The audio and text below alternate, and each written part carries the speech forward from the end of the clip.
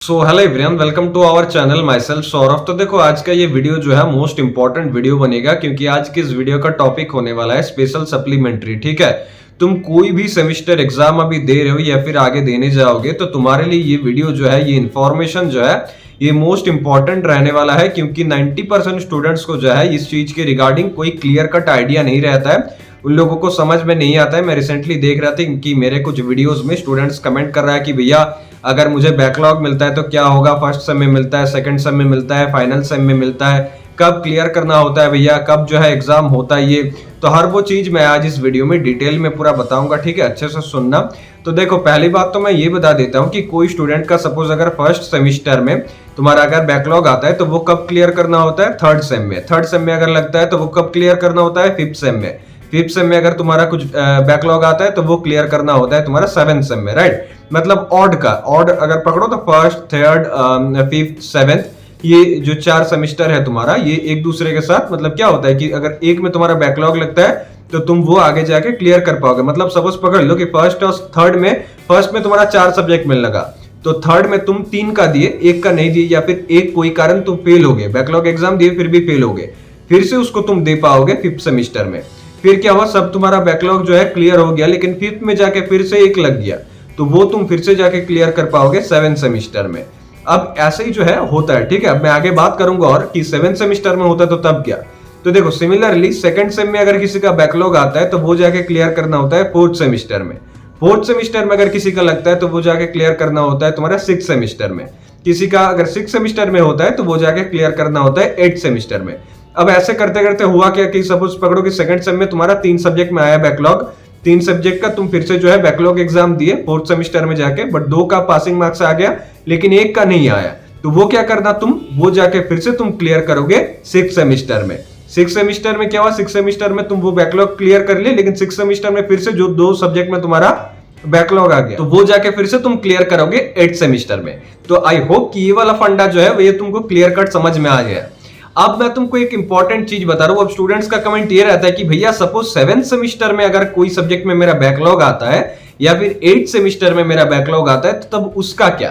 तो इसके लिए एक एग्जाम जो होता है उसका नाम है स्पेशल सप्लीमेंट्री एग्जाम, या फिर इसको सेपरेट सप्लीमेंट्री एग्जाम भी कहा जाता है। ये होता क्या है, ये होता तुम्हारा है ऑलमोस्ट अगस्त के महीना में होता है, मतलब फाइनल सेमिस्टर के 1-2 महीना बाद ही ये एग्जाम जो है कंडक्ट होता है। इसका फॉर्म फिलअप भी होता है अलग से। ठीक है, इसका अपडेट के लिए चैनल सब्सक्राइब कर देना, मैं चैनल में जो है अपडेट दे दूंगा एक बार अगर ये अपडेट आता है तो। ठीक है, साइट में देता है अगस्त महीना के शायद एंड में या फिर मिड में ये अपडेट मिलने देखना तुमको मिल जाएगा। ओके, तो वो जो स्पेशल सप्लीमेंट्री एग्जाम होता है 8 सेमिस्टर के बाद, तो वहां पे तुम्हारा सेवेंथ में अगर कोई सब्जेक्ट में बैकलॉग था या फिर एट्थ में कोई सब्जेक्ट में बैकलॉग आया है, या फिर पहले का कोई सब्जेक्ट, मतलब पहले का जितना भी सेमिस्टर है, first, second, third, fourth, fifth, sixth, इतना तक अगर कोई सब्जेक्ट का बैकलॉग का एग्जाम देने के बाद भी वो बैकलॉग क्लियर नहीं हुआ, तो वो एंड में जाके मतलब स्पेशल सप्लीमेंट्री में तुमको मौका मिलता है हर वो एग्जाम क्लियर करने का। इसका मतलब तभी तुम जो है मतलब हर एग्जाम पास करने के बाद ही तुमको जो है सर्टिफिकेट मिलता है। ठीक है, तुमको जो है फाइनल जो बीटेक जो है तुम्हारा वो कंप्लीट होता है। बहुत सारे स्टूडेंट्स का कमेंट ये भी रहता है, क्या भैया इसमें मार्कआउट जो है पास करवा देता है। तो हाँ देखो, पास करवा देता है। ठीक है, जनरली रुकता नहीं है। हाँ, तुम बोलोगे कि भैया मैं प्रेजेंट ही नहीं रहूंगा, मैं एब्सेंट रहूंगा या फिर कॉपी में उल्टा सीधा लिख दूंगा, तो वो तो अलग बात है, लेकिन जनरली ऐसा मैं नहीं सुना हूं कि किसी को फेल करवाया है स्पेशल सप्लीमेंट्री में। अब एक चीज यहाँ पे इंपॉर्टेंट बात ये बता देता हूँ कि किसी का हेल्थ इश्यूज हो गया या फिर कुछ भी हो गया, सपोज एक्सीडेंट या फिर कुछ भी दुर्घटना घट गया, उसका ट्रेजेडी हो गया कुछ उसके साथ सेमिस्टर के टाइम, तो वो जनरली स्पेशल सप्लीमेंट्री में जो है बैठ सकता है, उसमें उसका जो है एग्जाम जो है क्लियर हो जाता है। ठीक है, अब यहाँ पे एक इंपॉर्टेंट बात मैं बताना चाह रहा हूँ कि बहुत सारे स्टूडेंट्स का ये चीज भी कमेंट रह रहा है कि भैया सपोज स्पेशल सप्लीमेंट्री तक अगर मेरा जो सेशन जो है ये अगर आता है, ठीक ना, तो होगा क्या ऑन कैंपस प्लेसमेंट में, तो भैया मैं बैठ नहीं पाऊंगा क्योंकि ऑन कैंपस प्लेसमेंट में तो क्लियरली मेंशन रहता है कि active backlogs are not allowed. तो तब क्या, तो मैं तुमको बताना चाह रहा हूँ, तुम कोई भी ब्रांच से हो, कोई भी ब्रांच से हो, ठीक है, कोर प्लेसमेंट या फिर आईटी प्लेसमेंट जो भी पकड़ो, off campus placements are there, मतलब undoubtedly off campus placements are there. मैं खुद का तुम अगर मुझे भरोसा करते हो, ठीक है, थोड़ा भी ट्रस्ट है, तो मैं सच बता रहा हूं, मैं अपने एक्सपीरियंस से बता रहा हूं कि ऑफ कैंपस प्लेसमेंट बहुत है। बट करना क्या है, तुमको वो जगह में जाना है, ठीक ना। देखो, एक दुकान में कुछ सामान मिलता है, अब वो खरीदने के लिए क्या करना पड़ेगा ना, वो दुकान के पास जाना पड़ेगा, उसका इंफॉर्मेशन चाहिए प्रॉपरली, ठीक कि नहीं। तो इसके लिए तुमको क्या करना है, नौकरी, लिंक्डइन, मेनली लिंक्डइन, फ्रेशर के लिए लिंक्डइन बेस्ट है।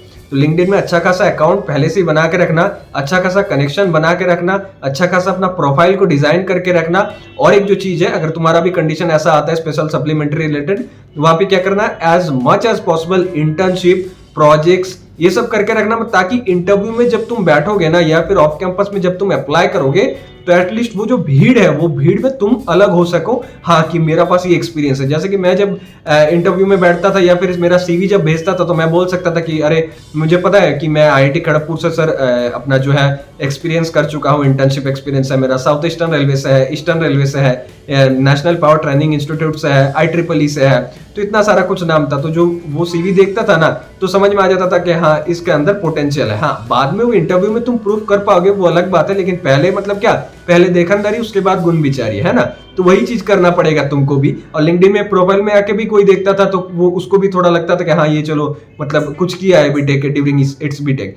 तो लिंक्डइन के थ्रू भी मुझे बहुत सारा जॉब मिला है। ये रहा कुछ सजेशन, और आगे कोई भी डाउट रहा तो कमेंट पूछना, मैं उसके ऊपर भी डिटेल्ड में जो है वीडियो बना दूंगा। Thanks for watching. वर्कआउट के कोई भी अपडेट्स के लिए चैनल को जो है वो सब्सक्राइब कर देना। Thank you.